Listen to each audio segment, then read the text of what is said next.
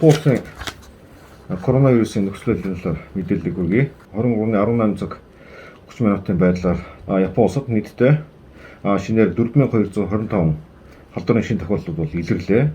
За 8 иргэн бол нас барсан байна. За халдварын нийт тохиолдол өнөөдрийн байдлаар 862,855 хүн бол халдвараа бол аваад байгаа юм байна. За нас барсан хүний тоо 15,129 хүн бол нас барж байна.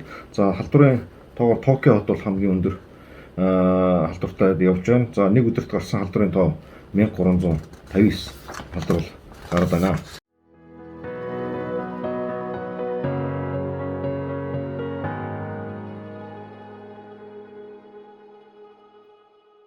За вакцинжуулалтын хувьд авч үзэх юм бол нийтдээ Япон улс нийт хүн амынхаа 35% нь эхнийхээ тунд бол бүрэн хамрагдаад байна.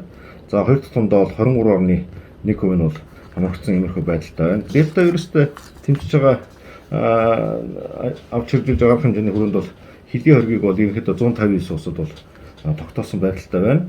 За мөн халдварын дэглэлт маш өндөр байгаа Энтэг, Шри-Ланка зэрэг улсаас ирж байгаа иргэдийг 10 хоног тусгаарлах байранд заавал тусгаарлаж 3 удаагийн PCR шинжилгээ авсны үндсэн дээр бол хилээр бол оруулж байгаа иймэрхүү бол байдалтай. За Токио хотод 8 сарын 22-ны хүртэл онц байдлыг бол тогтоосон. За онц байдлыг тогтоохдоо ялангуяа нөгөө хүн амьтныг цуглахаас сэргийлэн уушин газар арх зарахыг бол хориглосон байгаа.